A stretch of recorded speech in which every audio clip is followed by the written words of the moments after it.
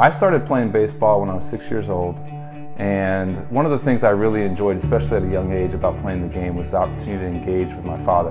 And the reality of being able to do that was so special. And then over the years, the way you can engage people and the opportunity to be with people that maybe you no more would have expected to be with, but the game of baseball brought you together, was really cool. I grew up in the Christian home. Both of my parents were saved. My dad was saved in high school. My mother was at a younger age. And we grew up going to Coral Ridge Presbyterian, which was Dr. Kennedy's church. And my dad was a varsity football coach there. And so I kind of grew up in the church, having the Bible classes and whatnot. And I knew at a very young age that I was in need of a Savior. I was very aware of that. And so I came to faith in Christ at 6. I was very young.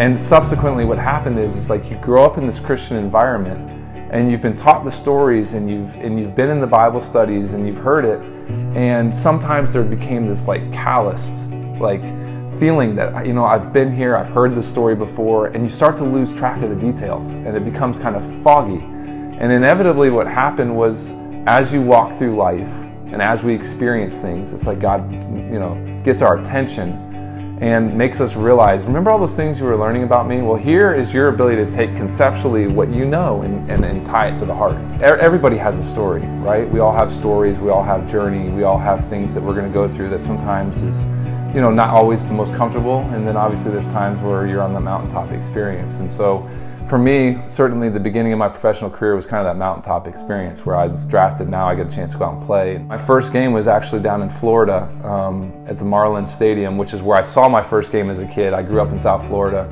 And so to be down there competing in a stadium that I remember going to as a kid and have family and the whole deal was really, really special. I was off and running. I ended up hitting 321 that year in the short stint that I was there. I came back the next year and led the team in hitting. And there were some things in my game that certainly were weaknesses, like anybody. And I think at that time, given the position that I played, the concern was power production. And so I'll never forget, 07, Soriano was signed, and some different things happened in my career. When he was signed, he started in center field. Opening day, it was Soriano leading off. I was hitting 2-hole, and Derek Lee was behind me at 3.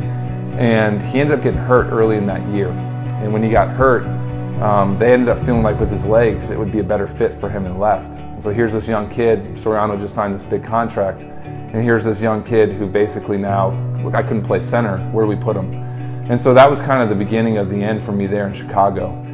And I'll never forget being in 08, finishing the year on the playoff roster, getting a start in the division series, and the next year hitting 300 in spring training, and then being faced with the reality of going back to AAA.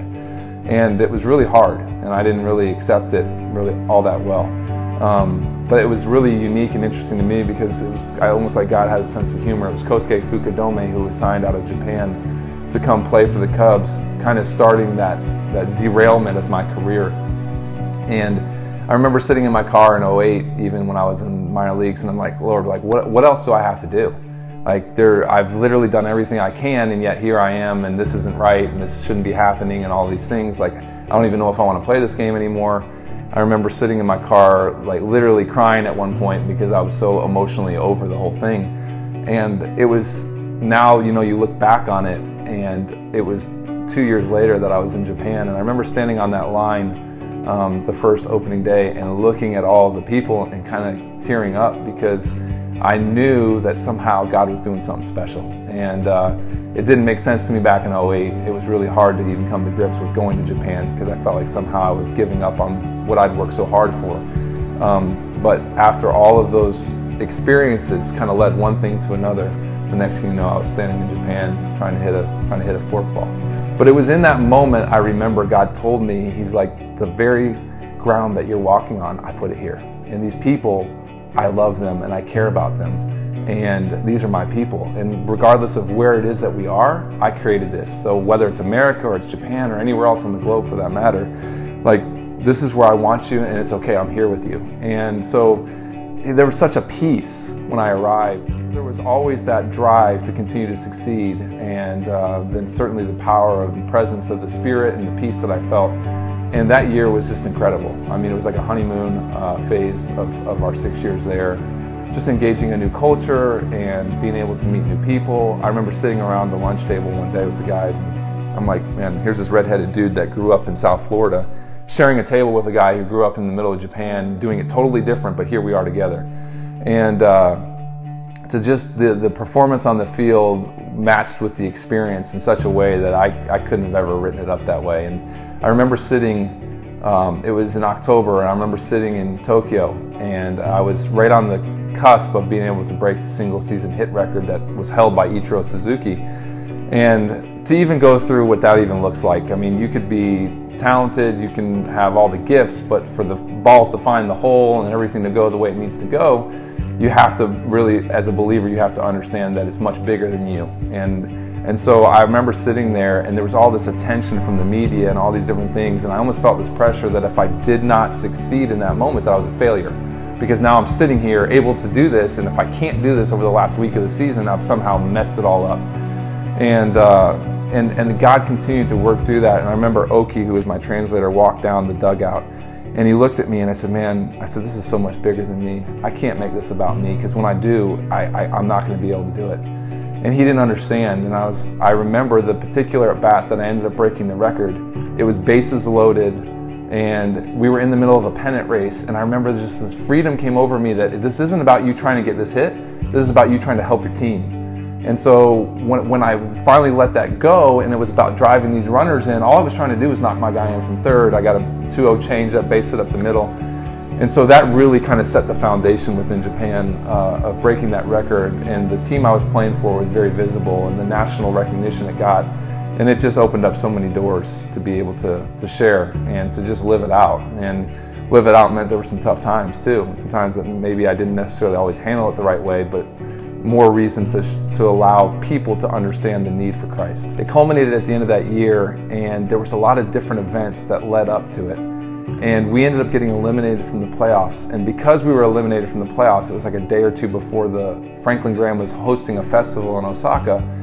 And when we were eliminated, it presented the opportunity to go share the testimony. And I remember sitting there spending time with Mr. Franklin Graham and just looking back over the year and just so amazed at like how God had unfolded everything. And I felt like so ill-equipped to get up in front of 10,000 people and share. But I was like, Lord, if this is what you want me to do, I'm going to do it. So I went out there and I shared, and at the end of it, I remember people walking forward in like Tiger's gear and the whole deal. And it was like, man, at that moment, I became really emotional because it was like God was telling me, hey, listen, you know, I know that it's not been the road that you anticipated, but it's the road that I have for you. If you're out there and you're watching this, I think the biggest thing that I take away from the gospel and what it presents is that we all have this commonality. We all have this need for something to be bigger than ourselves, because if it left to ourselves, so oftentimes we're going to mess it up inevitably. And there's going to be those moments where our identity is so wrapped up in all of the things that we do that when the struggle that this world presents is there, we don't know where to turn. What the Lord does, the Creator God does for us, is He presents a way out. He presents hope, and He presents a future for us. You know, I was a baseball player, and as a fielder, we would wear a glove, right? And with that glove, the only way that glove could fulfill its purpose is with a hand in it. And the glove sitting off to the side by itself was just that, it was just a glove. But the only way it could fulfill the purpose was with the hand in there. And for us, God can be that hand in our lives to help give us purpose, to help give us direction. And He says in John 3:16, lastly, He says, for God so loved the world. So it's not just one culture, it's not just one country, but He loved the entire world, that He gave His Son, that whoever would believe in Him will have everlasting life. It's that simple. The gift is set there before us. All we have to do is believe. And it will help us in a way to have this identity that supersedes self. And the freedom that comes in that is a joy that you cannot explain unless you've experienced it. I am Matt Murton, and I play for Him.